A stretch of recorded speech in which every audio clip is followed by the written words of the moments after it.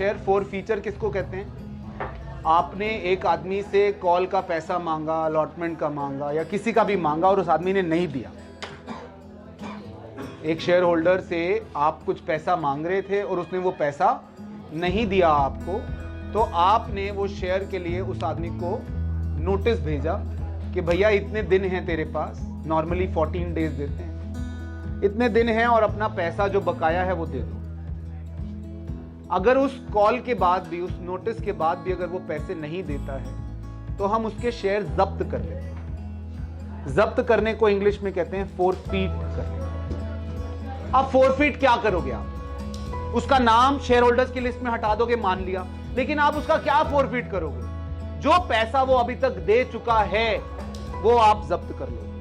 अगर application allotment दे चुका है तो जब्त, अगर सिर्फ एप्लीकेशन दे चुका है जब्त, एप्लीकेशन अलॉटमेंट फर्स्ट कॉल दे चुका है, सेकंड कॉल नहीं दी, जब्त। तो जो पैसा वो दे चुका है वो आप जब्त करोगे, उसको आप फोरफीट करोगे। इसको हम कहते हैं शेयर फोरफीचर। नॉर्मल सिनेरियो में फोरफीचर की बेटा हम 3 एंट्रियां करते हैं।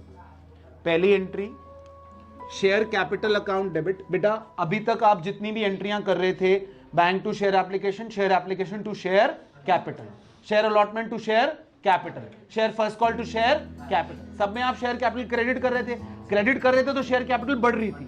अब आपने उस शेयर कैपिटल को खत्म करना है तो अब आप शेयर कैपिटल डेबिट कर दो। तो आपने शेयर कैपिटल अकाउंट डेबिट कर दिया। कितने अमाउंट से? कॉल्ड अप अमाउंट से।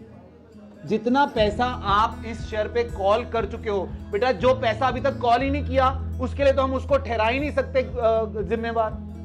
मान लो 10 रुपए का शेयर था, आपने अभी तक कॉल ही 8 रुपए किए और उस 8 रुपए में से उसने कुछ नहीं दिया, लेकिन वो जिम्मेवार टोटल 8 का हुआ ना।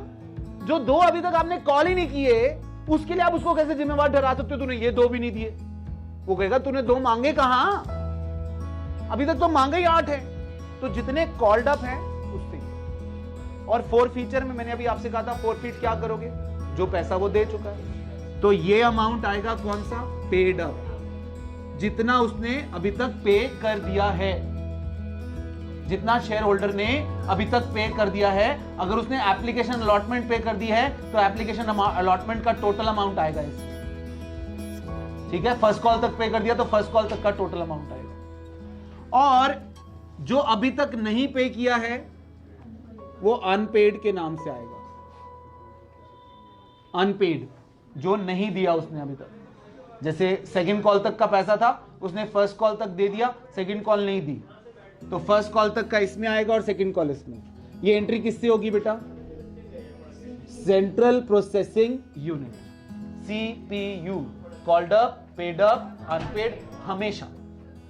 Then bank account debit. अब बेटा जो शेयर फोरफीट कर लिए हैं वो शेयर री इशू करोगे आप, वो किसी और को री इशू करोगे। ये एंट्री है री इशू की। अब जब आप जिसको री इशू करोगे उससे पैसा लोगे तो bank account debit.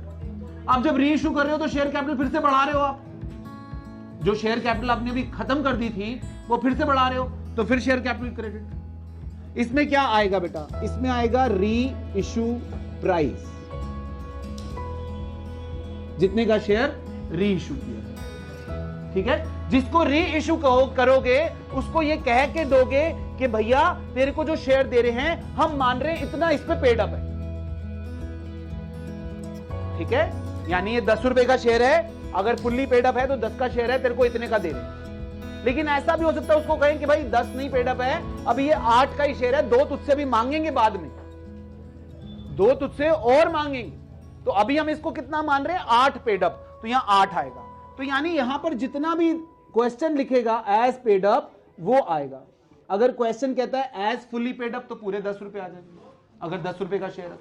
As 8 paid up 8 रुपए आएगा, एज 9 पेड अप 9 रुपीज आएंगे।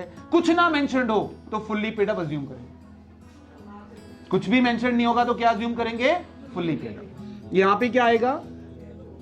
Share for feature account debit balancing figure. ये क्या है? इसका लॉजिक समझो बेटा। मान लो आपने शेयर ये 7 रुपए में बेच दिया दोबारा, और शेयर फुल्ली पेड अप है 10 रुपए। अब 3 रुपए का आपको नुकसान हो रहा है, 3 रुपए का आपको क्या हो रहा है? नुकसान हो रहा है ना बेटा।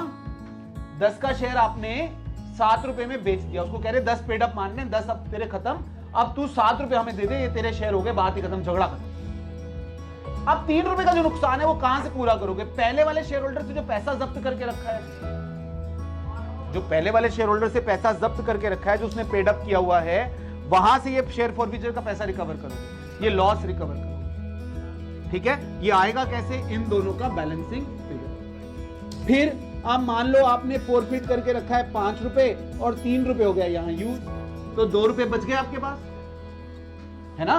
आपने पहले वाले से 5 रुपए जब्त किए थे, दूसरे वाले को बेचने पर 3 रुपए का लॉस उसमें से रिकवर कर लिया, अभी भी 2 बचे में। वो 2 जो है आपका non recurring kind of gain है, बार बार नहीं होते ऐसे गेन, ये revenue nature kind of gain नहीं है, तो ये capital nature kind of gain है। तो ये कहां जाएगा? 2 रुपए कैपिटल रिजर्व में। ये अमाउंट कैसे आया?